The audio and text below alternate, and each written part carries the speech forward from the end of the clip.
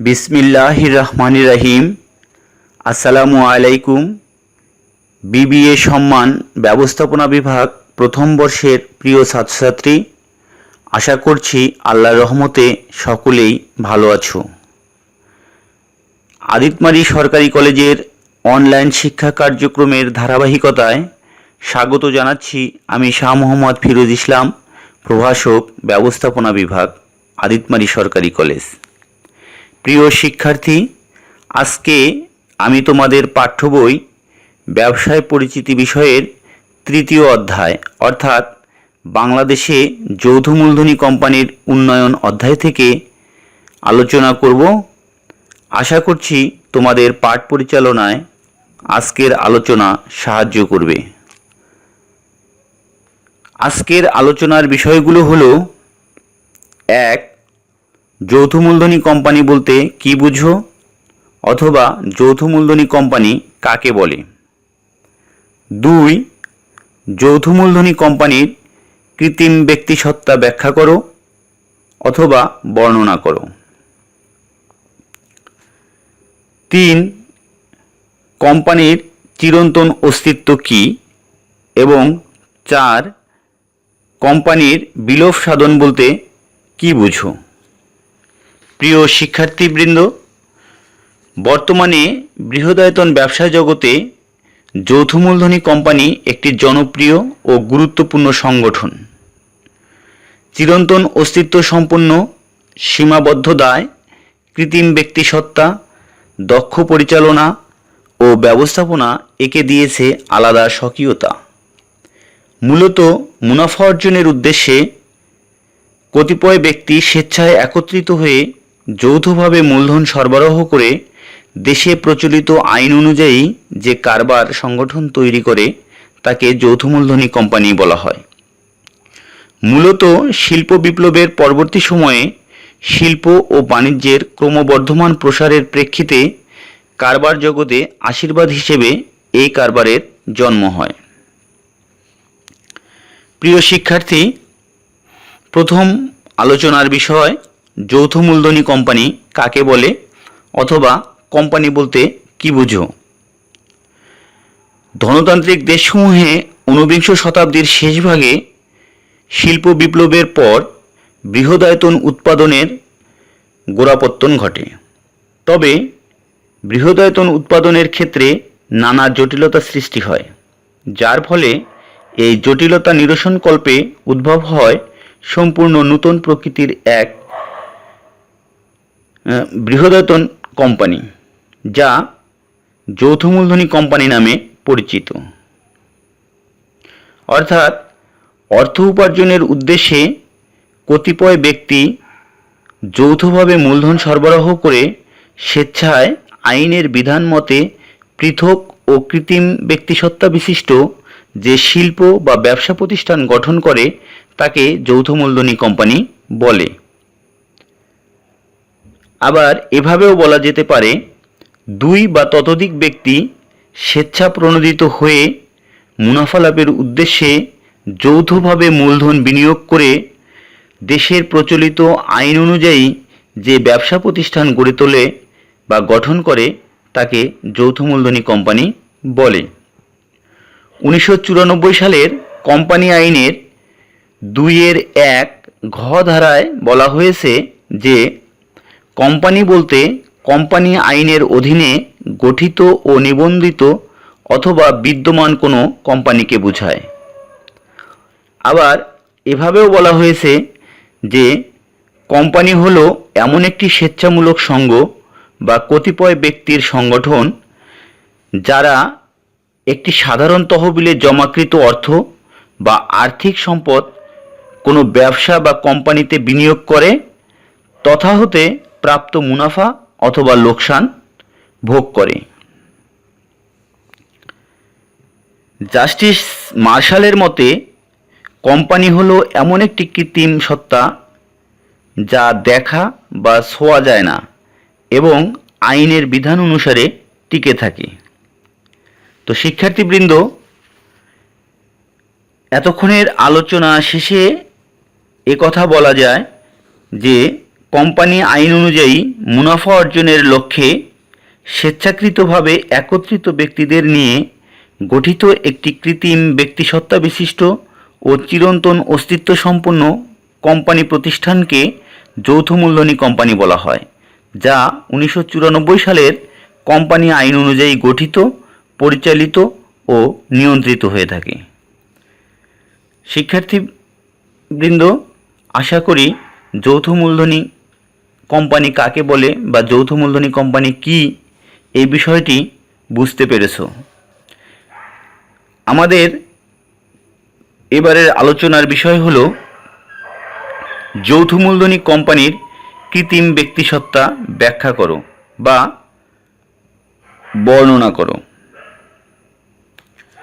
যৌথ মূলধনী কোম্পানি হলো আইনসৃষ্ট একটি কৃত্রিম ব্যক্তিসত্তা বিশেষ। একে একজন ব্যক্তির মতো স্বতন্ত্র সত্তা দান করেছে কোম্পানি আইন। কোম্পানির এই সত্তা আইনগতভাবেই স্বীকৃত। এই সত্তা বলে এটি নিজ নামে সর্বত্র পরিচিত এবং কোম্পানি এই সত্তা নিয়ে ব্যবসা পরিচালনা করতে পারে।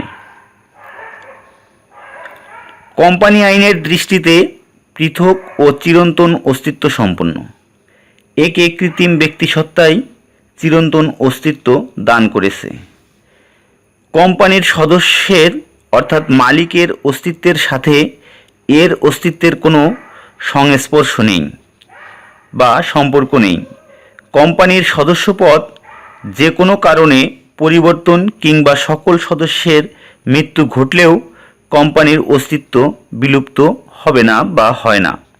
এ প্রসঙ্গে সলোমন বনাম সলোমন অ্যান্ড কোম্পানি লিমিটেডের মামলার রায়ে বলা হয় যে কোম্পানি এর সদস্যদের থেকে পৃথক এবং একটি স্বতন্ত্র অস্তিত্ব বিদ্যমান।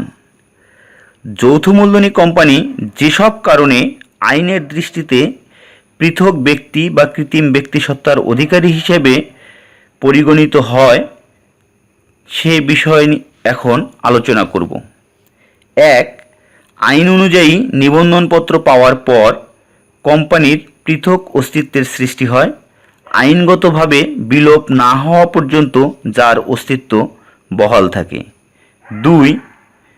কোম্পানির ব্যক্তির মতো নিজ নামে পরিচিত ও পরিচালিত হতে পারে, এমনকি অন্যের বিরুদ্ধে মামলা মোকদ্দমাও করতে পারে। একইভাবে অন্যরাও কোম্পানির সাথে লেনদেন ও কোম্পানির বিরুদ্ধে মামলা করতে পারে। 3. একটি সাধারণ সিলমোহর থাকে কোম্পানির, যা কোম্পানির অস্তিত্বের প্রতীক হিসেবে গণ্য হয়। 4. কোম্পানির অস্তিত্ব চিরন্তন প্রকৃতির। শেয়ার হোল্ডারদের মৃত্যু ও দেউলিয়াত্বের সাথে এর কোনো সম্পর্ক নেই। 5. ব্যক্তি নাগরিকের ন্যায় এর কোনো মৌলিক অধিকার আইন স্বীকৃত না হলেও নাগরিকের অধিকার ক্ষুণ্ণ হয়েছে এই মর্মে মামলা দায়ের করার অধিকার কোম্পানির থাকে। তো শিক্ষার্থীবৃন্দ,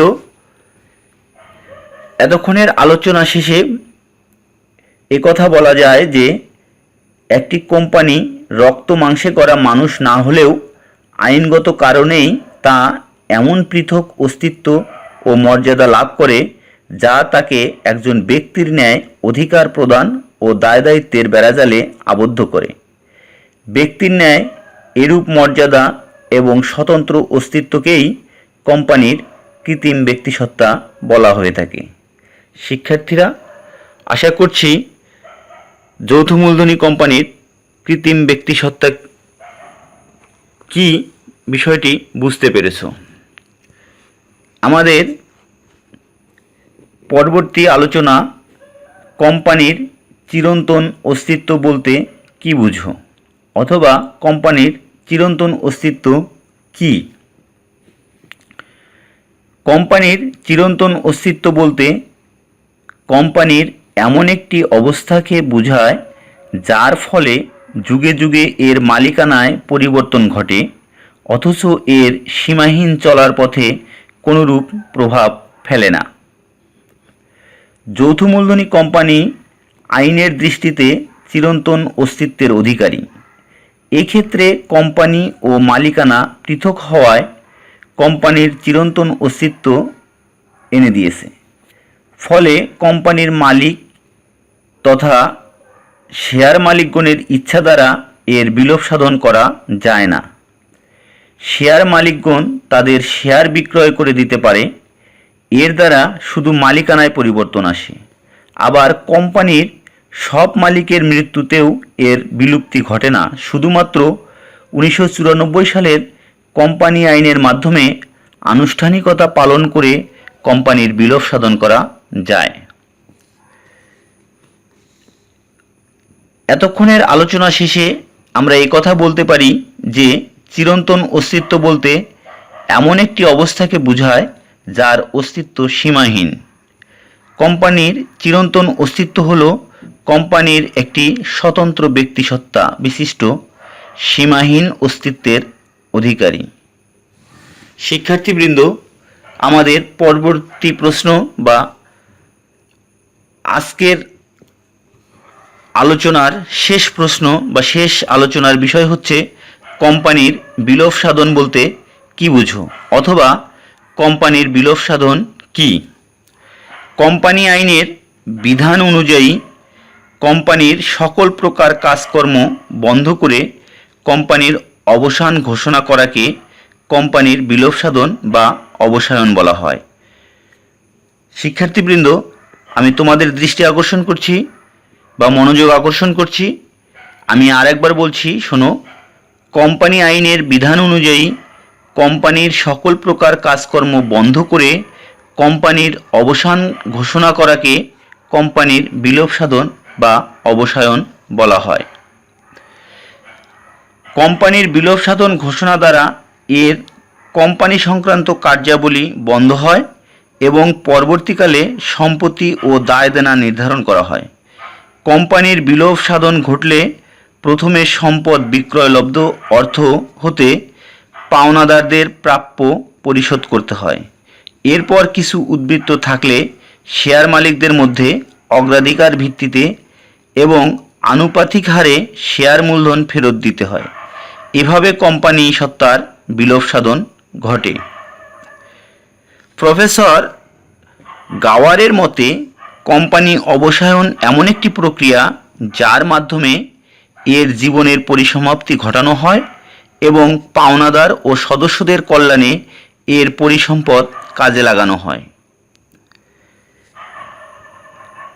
এতক্ষণের আলোচনা শেষে কথা বলা যায় যে কোম্পানির অবসায়ন হলো এক ধরনের আইনসিদ্ধ প্রক্রিয়া। এরূপ প্রক্রিয়া দ্বারা কোম্পানির সকল দায় দেনা ও সম্পত্তি নিষ্পত্তির মাধ্যমে কোম্পানির আইনগত সত্তার পরিসমাপ্তি ঘটে এবং নিবন্ধন বাতিল হয়। শিক্ষার্থীরা, আজকে যে চারটি বিষয় নিয়ে আলোচনা করলাম, সাধারণত এই চারটি বিষয় সংক্ষিপ্ত প্রশ্নের মধ্যে আসতে পারে, তাই তোমরা তোমাদের পাঠ্য বই থেকে আরও বিস্তারিতভাবে জেনে সুন্দর সাজিয়ে গুছিয়ে লিখবে এবং খুব বেশি বড় করে লেখারও কোনো প্রয়োজন নেই, কারণ এই প্রত্যেকটা সংক্ষিপ্ত প্রশ্নের মান হলো 4 নম্বর। তাই মাঝামাঝি ধরনের বা মাঝামাঝি মানের করে এই প্রশ্নের উত্তরগুলো লিখতে হবে। অযাচিতভাবে বেশি বড় করতে গেলে, প্রশ্নের মান বেশি বড় করতে গেলে বা লেখা বেশি বড় করতে গেলে পরবর্তী প্রশ্নগুলোর জন্য সময় পাওয়া যাবে না। এ কারণেই এই প্রশ্নগুলো এমন হতে হবে যেন 4 নম্বরের জন্য একদম ছোটও না হয়ে যায় এবং আবার খুব বেশি যেন বড়ও না হয়ে যায়। তো তোমরা যখন পরীক্ষার খাতায় লিখবে অবশ্যই এই বিষয়টি খেয়াল করবে এবং এই বিষয়টি মাথায় রেখেই তোমরা তোমাদের প্রশ্নের উত্তর করবে। তো শিক্ষার্থীবৃন্দ, আজকের তোমাদের অনলাইন ক্লাস এই পর্যন্তই। কথা হবে আগামী ক্লাসে। সে পর্যন্ত তোমরা সবাই ভালো থেকো, আমাদের জন্য দোয়া করিও। তোমরা সবাই ভালো থেকো। খোদা হাফেজ। আসসালামু আলাইকুম ওয়া রাহমাতুল্লাহ।